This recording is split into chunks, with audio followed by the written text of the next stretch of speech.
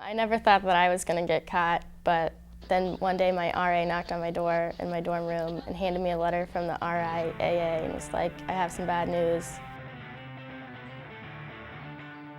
Well, the industry does not seem to take any of the criticism of their strategy, wielding that iron hammer that eventually the file sharers will buckle.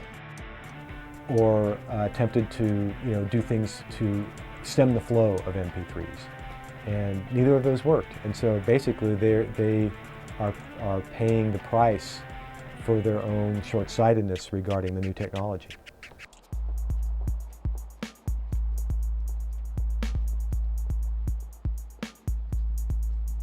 I've read about it in the post, and I don't really care too much for it. Well, I used to download music until I found out that it was suing, so I just deleted my LimeWire and took everything away. I used to, but then with all this stuff, I canceled. Like I had SoulSeek and I deleted that.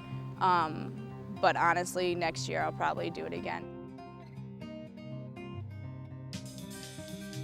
think it's a little too much to fine for just downloading a couple songs for $3,000. I think it's very excessive. It's kind of expensive for a college student. All of a sudden, you got to settle a $3,000 statement or $750 a song. So I don't think it's fair. I guess I'm going to say, if you're a true artist, you make music because you love the music and you love to make it. You don't make it for the money.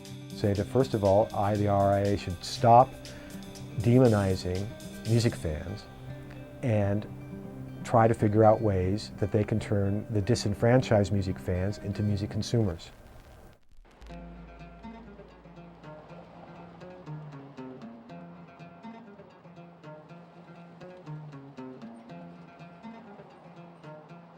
There's actually quite a few defenses. The problem is that the recording industry has picked the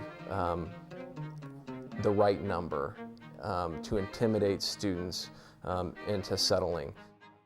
When I got the letter, I was kind of stressing out a little bit just because I saw the word sued and I was like, this is a big deal. The vast majority of cases settle because of that, not because the students are, it's a slam dunk case for the industry. There are numerous defenses. Number one, that the file sharing activity didn't happen, that they're not the person who is associated with that IP address, that they share that IP address, for instance, in the case of roommates, or in the case of a wireless network system, that somebody else was doing the sharing. Number one, they can't, it's not really a defense, but it's a situation where the recording industry cannot prove that the student named did the sharing because they don't have the evidence. The hard drive, for instance, doesn't exist anymore. And without the hard drive, they can't prove that the owner of that hard drive did the sharing. And again, I don't think $3,000 is much of a smack. One of the students had over 500,000 songs on their server. Absolutely not.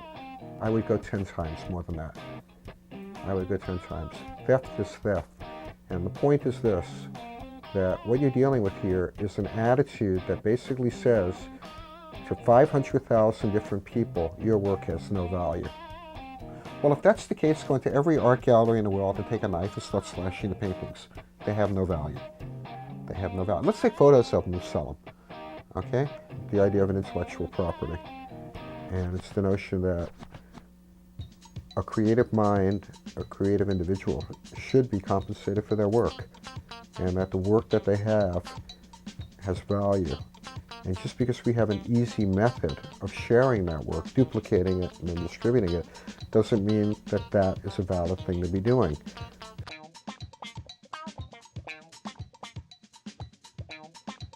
I feel it's shameful. I feel it's absolutely shameful. I feel like certain students are being scapegoated for what they're doing. The money is not going to make a bit of difference to the recording industry at all. I mean, $3,000, $5,000, that's a lot of money to a student. That's, food. That money is basic necessities. How's that going to affect the bottom line of the major labels. Of course, not at all. It's not doing anything. It's merely symbolic. It's merely to try and scare people into not behaving the way they're behaving. I don't know that it makes business sense to alienate your core customer base, your core demographic, like some of these companies are doing, like BMG.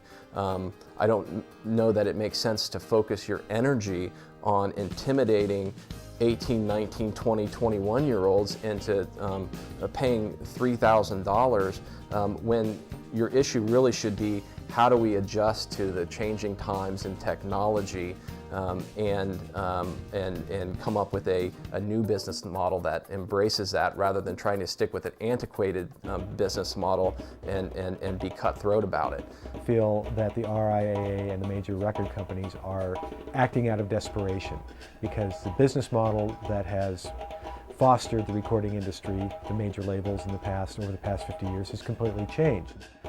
But it's over, it's gone, the train has left the station. And what the major record labels to do, if they want to survive, is rather than demonizing and criminalizing their client base, what they should be doing is doing what the independent labels are already doing, which is embracing this behavior.